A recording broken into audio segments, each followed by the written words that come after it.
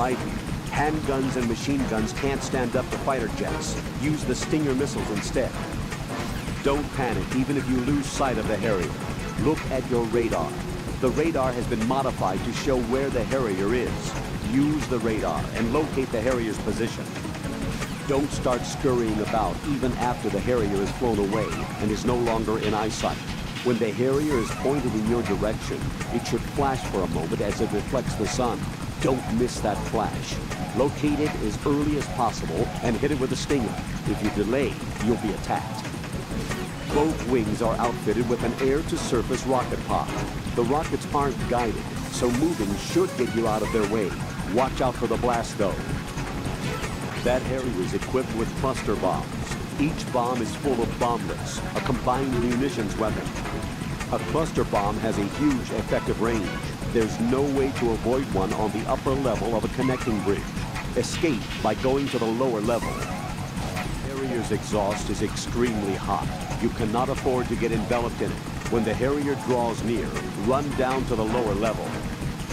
Harrier is outfitted with IR flares, a countermeasure that burns in mid-air with magnesium to deceive infrared homing missiles.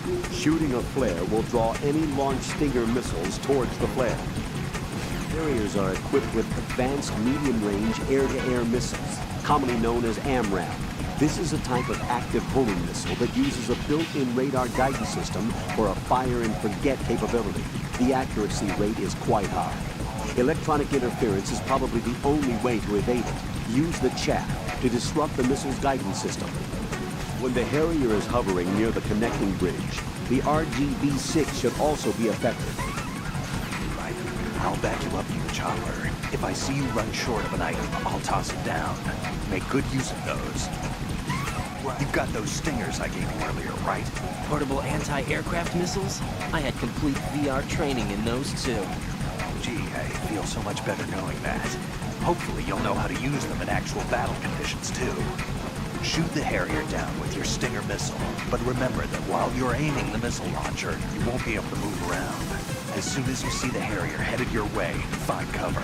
Hit the weapon menu button to do a weapon quick change. Make use of it. Right. Watch out for the Harrier's cluster bombs. Cluster bombs are non-guided units packed with a couple hundred bomblets for wide-range attacks. The bombs are equipped with timed fuses for detonation following release. The dispenser explodes, spreading the bomblets across a wide area. Cluster bombs cover an extensive range. If you see one being launched, head for the floor beneath the connecting bridge. The Harrier 2 comes equipped with air-to-surface rocket pods on both wings. The Harrier 2 rockets are not guided. You can avoid direct hits by moving away from the targeted area following a launch, but watch out for the blast. You should be able to sufficiently throw an AMRAAM off course with a chaff grenade. The minute you see one launched, break out the grenade. The Harrier 2 is an upgraded version of the world's first practical V-stall fighter plane. By shifting the propulsion of the engine nozzles on the sides, the plane can handle short-distance vertical takeoffs and landings. The payload capacity of the Harrier 2 is considerably larger than its predecessor due to improved engine output. As a result, it carries more armament, starting with a 25mm machine gun pod on the fuselage pylon. There are air-to-surface rockets on both wings and various pods for air-to-air missiles and cluster bombs. You won't be able to take out one of these with small arms fire. The fact is, you'll need to use Stinger missiles. The Harrier 2 is equipped with AMRAAM mid-range air-to-air missiles. The AMRAAM is an active homing missile designed to succeed the Sparrow. On the final phase of its guided approach to a target, the missile locks onto the objective with an active seeker and goes into full autonomous flight mode. In short, the AMRAAM is a missile with fire-and-forget capability. This aspect of the missile makes it ideal for fire-and-run tactics, significantly improving the mission survival rate of the firing aircraft. With a high-performance active seeker, the AMRAAM is extremely functional.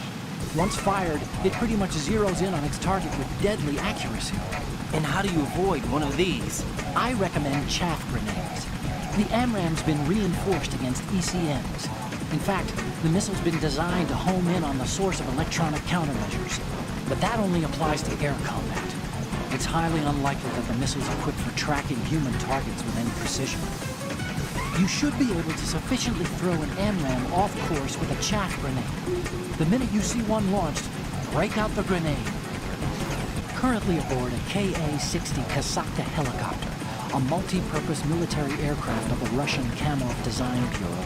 This copter is capable of handling various missions, including troop and supply transport, medical evacuation, target acquisition for attack copters, and all-weather scouting. Equip it with the latest avionics and electronic equipment, and the Kasatka can handle communication and electronic jamming, as well as other special operations. The copter's designed for survival in combat, and the main systems are expandable. The rotors are capable of functioning if they've been punctured. In addition, the Kasatka features a polyurethane-filled fuel tank to minimize the danger of explosion. However, the Kasatka cannot hold its own against a Harrier. It's only suitable for providing you with air support. What I'm trying to say is that it's up to you to take out the Harrier. Right. Where do you think you're aiming? Stop messing around. You have something against us that we don't know about?